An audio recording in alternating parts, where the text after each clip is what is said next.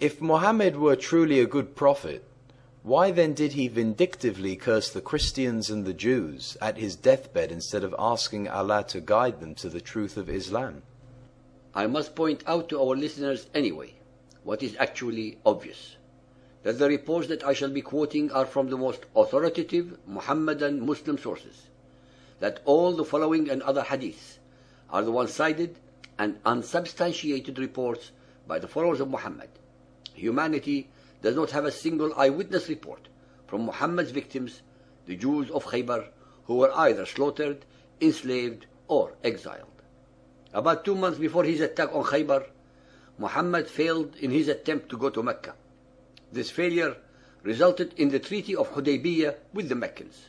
He returned humiliated in the eyes of the Meccans and in the minds of his people. To uplift their defeated spirit, Muhammad told his followers that the events at Hudaybiyah were really a victory. In fact, another made-to-order revelation was given to Muhammad as proof, Al-Fath 48.1. Since Allah did not deliver the Meccans goods as booty, Muhammad decided to attack and plunder the weaker and unsuspecting Jewish settlement of Khaybar instead. About 6 weeks after Hudaybiyah, Muhammad led his army and attacked the Jews of Khaybar while they were on their way to work on their date palms. Sahih al-Bukhari Hadith 1.584, narrated by Humayd. Anas bin Malik said, "The inhabitants of Khaybar came out with their baskets and spades, and when they saw the Prophet, they shouted, 'Muhammad, by God, Muhammad and his army.'" Khaybar was an agricultural settlement defended by a number of forts spread apart from each other. One by one, Muhammad's army took the forts. Finally, the last few surrendered to him. Muhammad had several of the leaders of the Jewish settlement beheaded. One leader, Kinana, was tortured to reveal where buried treasure was hidden. Then, when Kinana was near death, Muhammad commanded that he be beheaded. Many of the women and children were enslaved. Muhammad even took the most beautiful woman for himself. Sahih al-Bukhari Hadith 5.522, narrated by Anas bin Malik. The beauty of Safiya bint Huyay, whose husband had been killed while she was a bride, was mentioned to Allah's apostle. The Prophet selected her for himself and set out with her. Safiya became clean for her menses, then Allah's apostle married her. Muhammad just had her husband, father, and menfolk slaughtered right in front of her eyes. By any standard of logic and morality, he raped her. Immediately following the conquest of Khaybar, a Jewish woman prepared a dinner for Muhammad and some of his men. From Ibn Sa'ad, pages 251-252. When the Apostle of Allah conquered Khaybar, and he had peace of mind, Zainab bint al-Harith inquired, "Which part of the goat is liked by Muhammad?" They said, "The foreleg." Then she slaughtered one from her goats and roasted it. Then she wanted a poison which could not fail. The Apostle of Allah took the foreleg, a piece of which he put in his mouth. Bishr took another bone and put it into his mouth. When the Apostle of Allah ate one morsel of it, Bishr ate his, and other people also ate from it. Then the Apostle of Allah said, "Hold back your hands, because this foreleg informed me that it is poisoned." Thereupon Bishr said, "By him who has made you great, I discovered it from the morsel I took. Nothing prevented me from emitting it out, but the idea that I did not like to make your food unrelishing.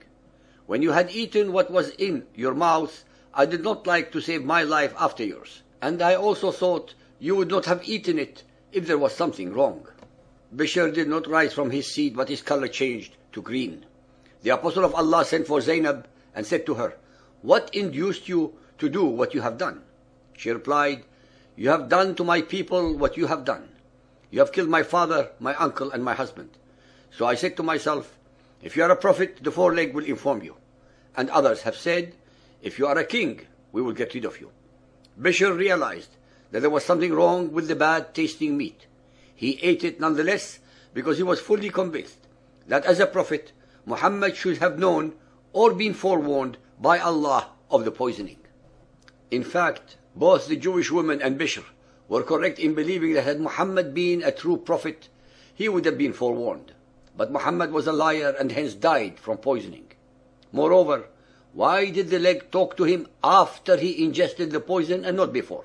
It would have been a true miracle if it had talked to him before eating the poisoned meat.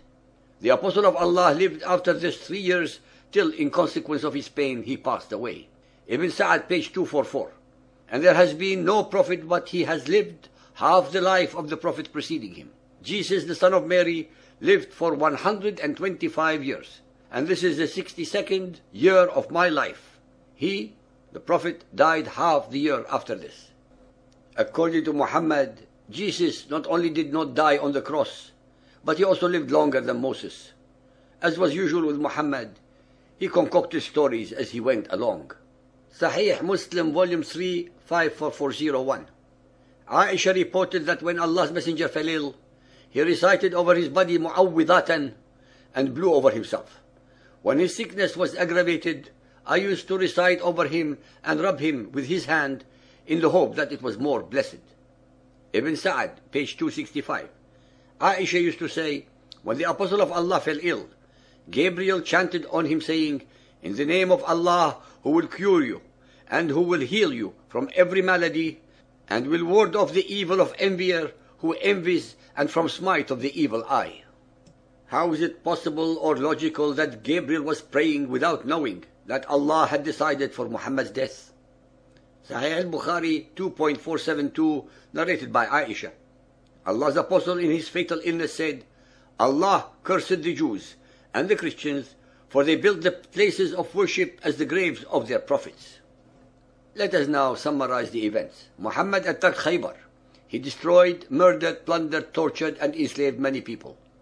The Jews were not preparing to attack him. They were ambushed. A Jewish woman whose family had been wiped out by Muhammad put poison into a goat and fed it to him and others. Muhammad ingested some of the poisoned goat and began to feel its effects. He died 3 years later as a result of the poisoning.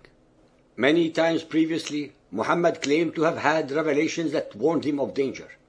He even used one of these convenient upon request revelations as grounds to attack the Jewish settlement of Banu Nadir. Yet at Khaybar the revelation came too late to save his own life or that of Bishr's. As his illness wore on, Muhammad began to pray for healing. He even rubbed his healing hand upon himself. Gabriel also got into the act and prayed for his recovery. Obviously, at this point in time, Muhammad wanted very much to be alive. When his illness got progressively worse, Muhammad realized at last that it was the end. He ceased praying for healing and then declared that Allah had given him a choice to go to paradise or living on earth. Muhammad said he wanted to go to paradise. Knowing the game was up, Muhammad made the best out of his situation. Ibn Hisham, page 679. Then he, Muhammad, said, Allah has given one of his servants the choice between this world and that which is with Allah, and he has chosen the latter. Moses knew about his coming death, Deuteronomy 34.15. Jesus also knew of his death, Mark 8.32. Allah obviously did not see fit to inform his beloved Muhammad of his impending death. Muhammad was most certainly not a prophet. Only when he realized he was dying did Muhammad spiritualize his suffering and came to terms with death.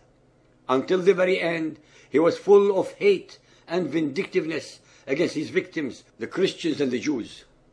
For references, please read from the following. Sahih Bukhari. This hadith is considered to be the most important Islamic book after the Qur'an. Ibn Ishaq biography, Sirat Rasulullah, is the most authentic biographical literature recognized in Islam. Ibn Sa'ad's biography, Kitab al-Tabaqat al-Kabir, volume 2. Of the three, Ibn Sa'ad's Sirat contains the most information relative to Muhammad's death. Tabari's history is one of the most highly respected authors in Islamic writings. His history is 39 volumes. Sahih Muslim. This collection of hadith is considered to be equal to or slightly below Bukhari's collection of hadith.